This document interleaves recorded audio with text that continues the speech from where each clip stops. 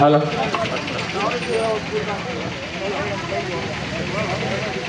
జోహార్ ఎన్టీఆర్, జోహార్ ఎన్టీఆర్, జోహార్ ఎన్టీఆర్.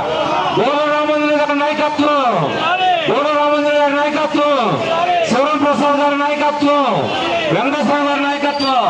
జోహార్ NTR.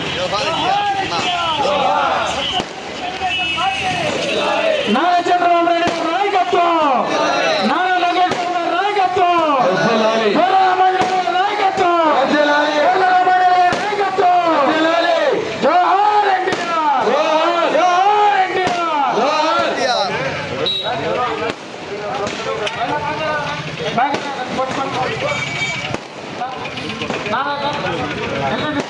Local నాయకులు కూడా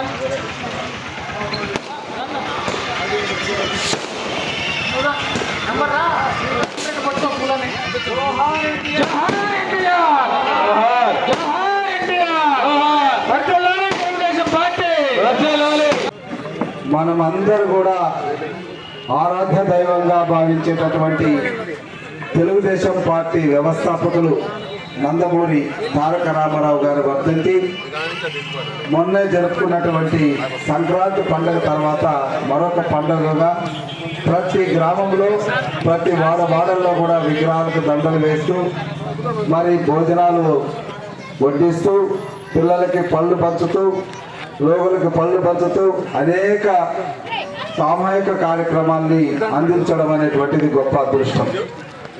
ఇంత అద్భుతమైనటువంటి అవకాశం ఈ దేశంలోనే కాదు ప్రపంచంలో ఒకే ఒక వ్యక్తికి అది వచ్చింది, అదే నందమూరి తారక రామారావు గారు.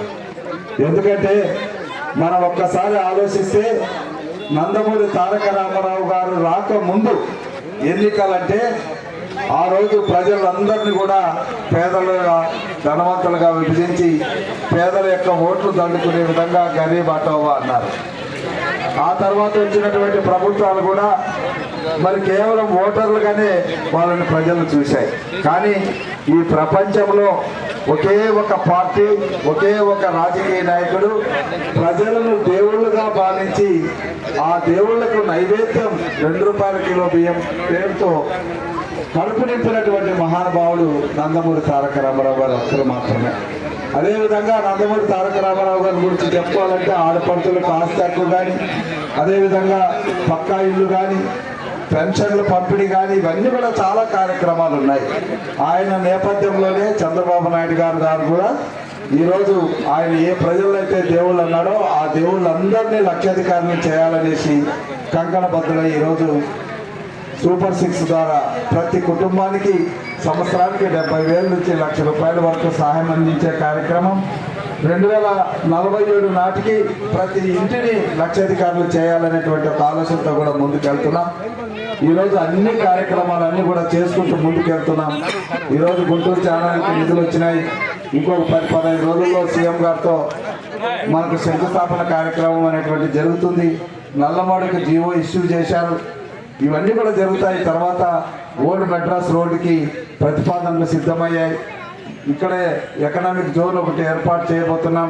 ఇవన్నీ కూడా మన అభివృద్ధిలో ఒక భాగంగా ముందుకు వెళ్తున్నటువంటి చంద్రబాబు నాయుడు గారి నాయకత్వాన్ని బలపరచాల్సిందిగా కోరుకుంటూ, ఇంత సమయమైనా కూడా మరి స్వర్గీయ నందమూరి తారక రామారావు గారి పట్ల ఉన్నటువంటి ప్రేమాభిమానాలు, తెలుగుదేశం పార్టీ పట్ల ఉన్నటువంటి ప్రేమాభిమానాలు, చంద్రబాబు నాయుడు గారి పట్ల ఉన్నటువంటి భక్తి, ఇవన్నీ కూడా మనము ఈరోజు ప్రదర్శించాం. మీ అందరికీ పేరు పేరున ప్రత్యేకమైనటువంటి నమస్కారాలు తెలియజేస్తున్నాం.